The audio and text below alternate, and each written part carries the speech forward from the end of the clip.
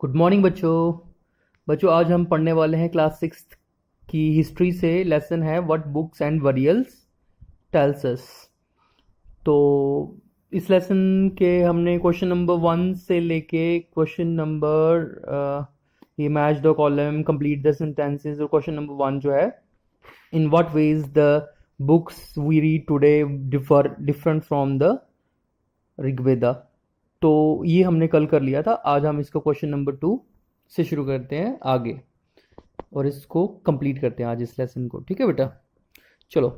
What kind of evidences from burial do archaeologist use to find out whether these were social differences among those who were buried। तो किस तरीके के evidence या सबूत मिले हैं बरियल से, जो लोग दफन हुए हैं, जहाँ कब्रें मिली हैं, किनको? आर्कोलॉजिस्ट को।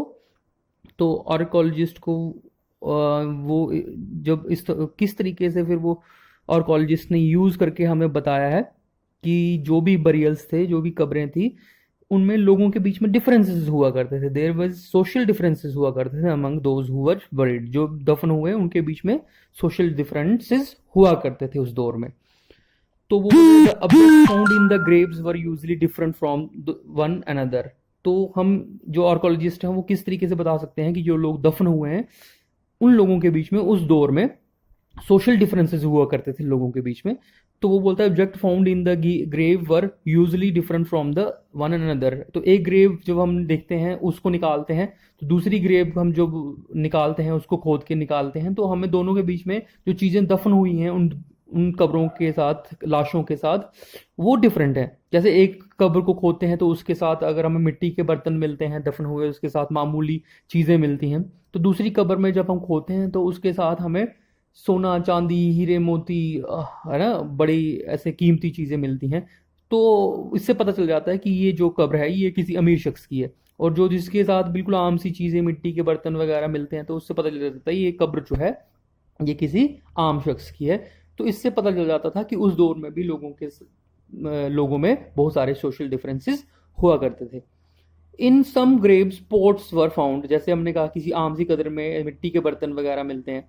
वाइल इन अदर, कुछ ऐसी कब्रें थे जिनमें पीपल जो बरीड थे उनके साथ सोना चांदी भी मिला। And so objects buried shows their status. तो इससे पता चल जाता है कि वो अमीर शख्स था या गरीब था, वो कैसा था समाज में, उसकी क्या हैसियत थी। तो इससे पता चल जाता था कि लोगों के बीच में सोशल डिफरेंसेस हुआ करते थे। तो हो गया क्वेश्चन नंबर 2। अब है question number 3। In what veg do you think that the life of a raja was different from that of life of दासा और दासी। तो हम कैसे कर सकते हैं कि उस वक्त जो जिंदगी थी एक राजा की वो मुख्तलिफ थी एक दासा या दासी की जिंदगी से उस वक्त में। तो बताओ इसके बारे में। तो इसमें है in the society Raja was one of the highest level position. उस दौर में राजा जो है वो सोसाइटी में one of the highest position पे बैठा हुआ करता था, जैसे आज भी बैठा हुआ करता है अगर किसी राजा कहीं है तो। और raja were the king of the communities. तो राजा जो हुआ करते थे वो किंग हुआ करते थे, शहनशाह हुआ करते थे कम्युनिटीज के, ठीक है, सोसाइटी के। दूसरी तरफ वेयर एज द दासा और दासी जो हुआ करते थे were the lowest position in the society. दासा और दासी जो हुआ करते थे वो तो समाज की सबसे लोएस्ट पोजीशन पे हुआ करते थे। They were slaves who were used for work. जो दासा और दासी हुआ करते थे वो स्लेव हुआ करते थे। वो एक तरह से क्या हुआ करते थे, स्लेव्स हुआ करते थे। और जिसको काम के लिए लोग इस्तेमाल किया करते थे, चलो ये काम कर दो, ये काम कर दो, है ना, नौकर की तरह इस्तेमाल किया करते थे। They were treated as the property of their master.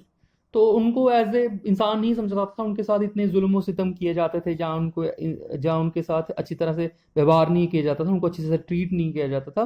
Master उनको एज ए प्रॉपर्टी समझते थे, मारा पीटा करते थे, मार दे तो उनकी अपनी कोई हैसियत औकात उनकी नहीं दी जाती थी, उनको सामान की तरह इस्तेमाल किया जाता था, कोई इज्जत वगैरह उनकी नहीं थी। दे वर कैप्चर्ड, उनको पकड़ा जाता था जंगों में, फिर पकड़ के उनको ले आया जाता था, फिर उनको खरीदा फरोख्त किया जाता था, बेचा जाता था, ट्रेडेड किया जाता था to there to do their work, ताकि वो अपना काम अंजाम कर सकें, वो सेवा का काम जो करते थे, सर्विस करते थे लोगों की। इसी साथ बेटा ये लेसन भी खत्म होता है, ठीक है। अब हम कल मिलेंगे किसी और लेसन के साथ, तब तक के लिए बाय।